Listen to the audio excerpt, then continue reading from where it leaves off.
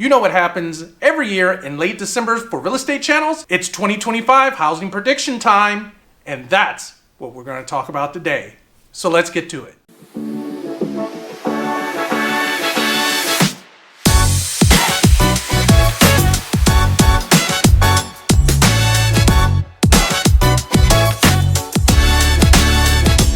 I'm Rich Fleming, your local realtor, and I'm here to teach you everything you need to know about Bay Area real estate.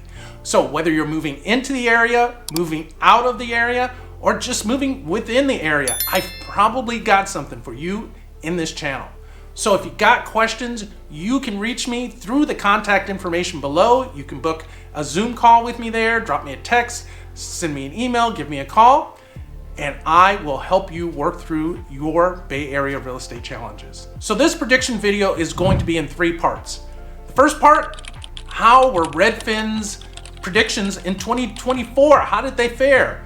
The second part, what are their predictions for 2025? And the third part, Rich's personal, non-scientific predictions for the Bay Area.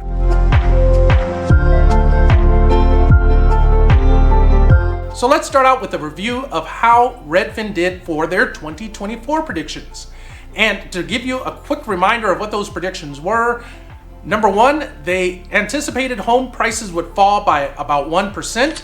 Second, they anticipated the number of new listings, the number of new homes available for sale would increase. Third, they anticipated the number of home sales would increase by about 5%. Fourth, they assumed that rates would decline, but still be somewhat above 6%. Fifth, they anticipated that the real estate industry would undergo significant changes. And sixth, renting would increase in 2024. So how did they do? Well, home prices. So they were anticipating home prices nationwide to fall about 1%. But in reality, they rose by about 4.1%, which is a little counterintuitive considering that rates are higher. You would expect prices to start to decline a little bit, but that's not what happened. Second thing, the number of new home listings, the number of houses put on the market would increase. They got that one right. It did increase. It has been increasing, not a huge increase, but it has been a pretty steady increase. I think the increase was about 7 or 8%. The number of home sales would increase by 5%. So that's the number of homes actually sold. And the number that actually it looks like it's going to come out is somewhere around 4.6%. So they were pretty close on with that one. Rates would decline but still be above 6%. Well, it's been a little bit of a roller coaster with mortgage interest rates. They went down to almost the low 6s earlier this year, but now they're up to close to 7%. So they are lower than the beginning of 2024, but they didn't come down a significant amount. And in recent weeks, they've actually been increasing again. Changes in the real estate industry would be happening. They got this one spot on. So there was a settlement of a huge lawsuit against the National Association of Realtors. That changed the process of buying and selling homes a little bit, and there's starting to be more consolidation of real estate companies, real estate brokerages. So we'll have to see if that continues, but I'd say they got that one pretty much right on. And renting would increase, and that has also happened. And especially given that housing prices have increased, but rental prices have pretty much remained flat, so that can make renting more appealing. Overall, I would give Redfin a B+ on their predictions. Probably the biggest thing they missed was on home prices. Home prices went up far more than they anticipated. Actually, they were anticipating a little bit of a decrease. So that's their only prediction. I think they really, completely missed, but I think they get a B+ on that. So let's jump into those 2025 predictions from Redfin. And the way I will do this is I will tell you what the prediction is, and then I'll give you my take on whether I think it's a good prediction or not, and more specifically, how it might impact real estate in the Bay Area. Remember, the Redfin predictions are for the nationwide market. And real estate is a very local business. So what you see nationwide may not be happening in your individual market. So let's just jump into it. So their first prediction, and it's usually their first prediction every year, is what's going to happen with home prices. And they are anticipating home prices will increase by about 4% nationwide.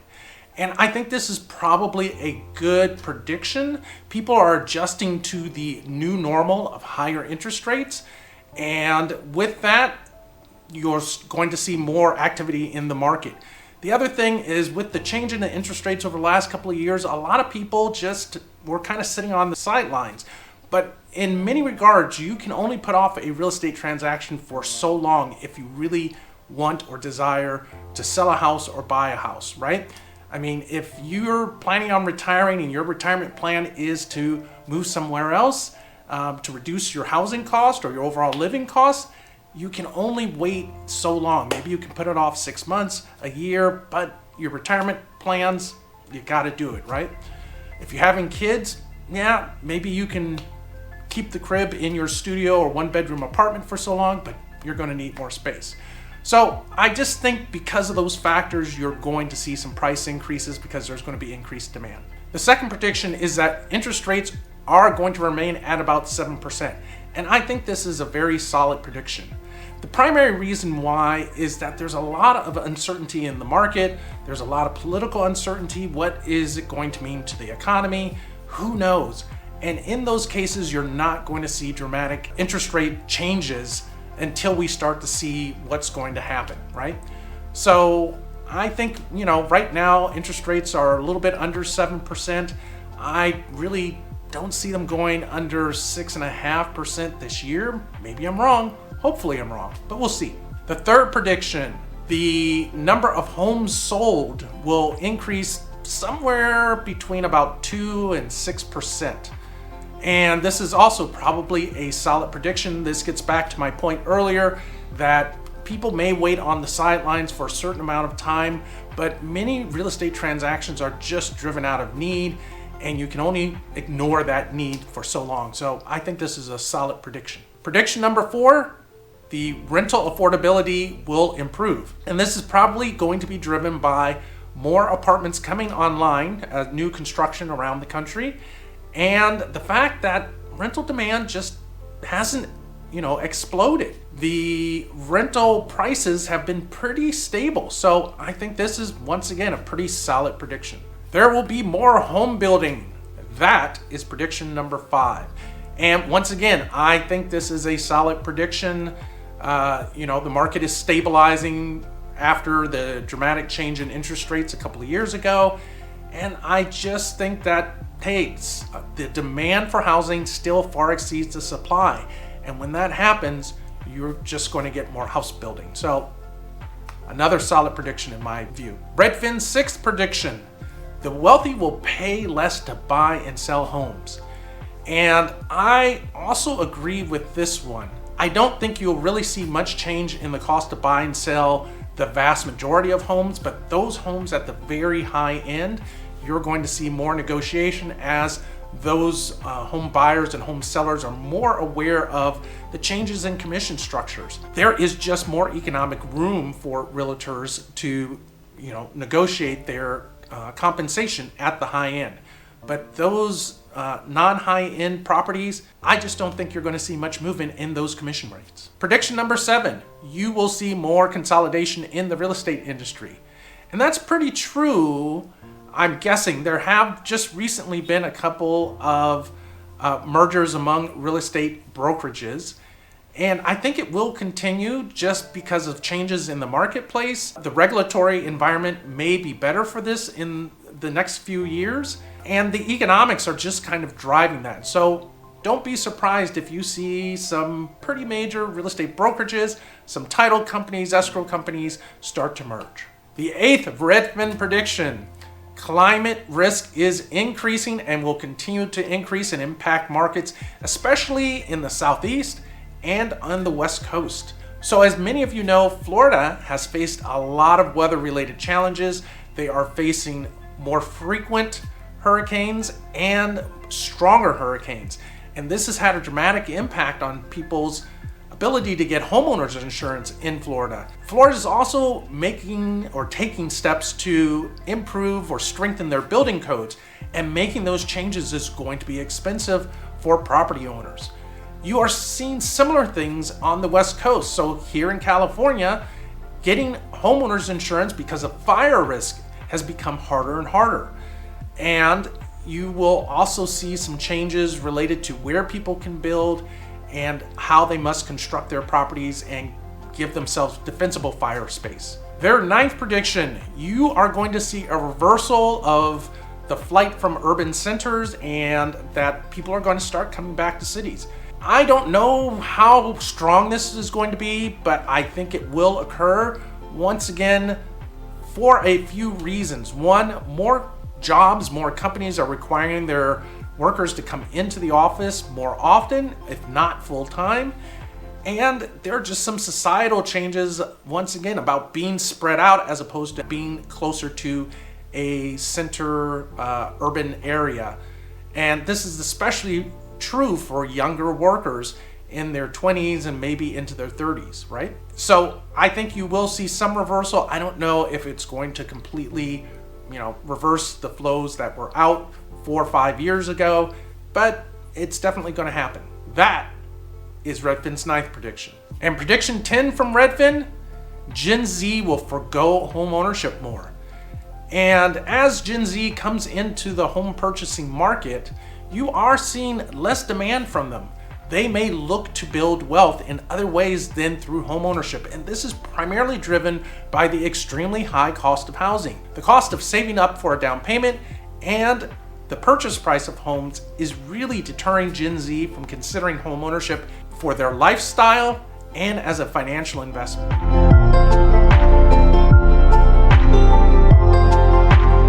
Those are Redfin's 2025 predictions for the housing market nationwide. Now, let's talk about how I think those predictions will play out here in the Bay Area.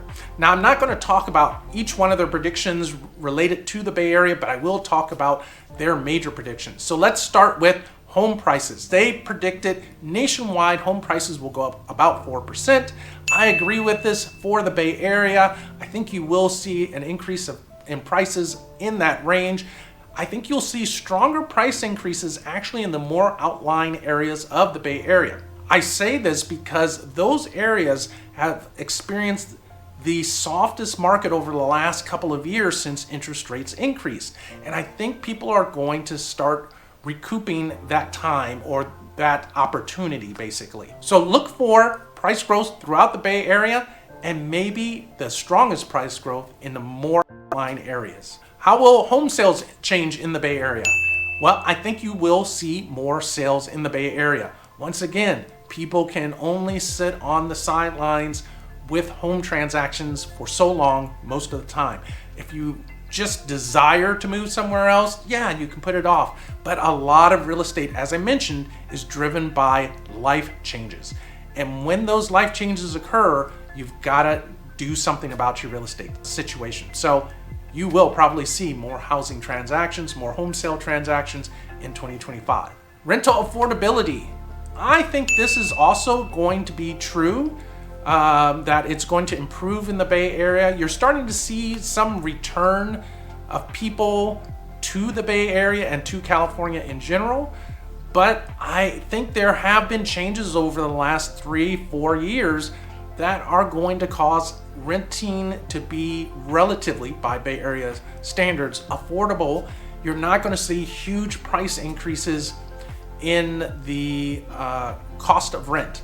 And that's primarily due to a large number of new housing developments, apartment developments in many cities in the Bay Area. For example, Oakland in the last maybe 5 years has added thousands of new apartments, and that is keeping rents at a relatively stable level. The same can be said for cities like Walnut Creek. Thus, in many parts of the Bay Area, I think you're going to see a relatively stable rental market.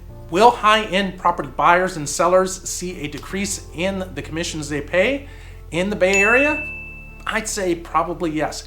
I'm already starting to see this in certain high-end areas around the Bay, and it kind of makes sense, right? With an increased focus on realtor commissions and an increased awareness of them, I think there's just more room for negotiation, as I mentioned earlier. But for those in lower value and mid-value properties, I don't think you're going to see much change in the commission structure offered by real estate agents, and that's simply due to real estate economics for agents such as myself.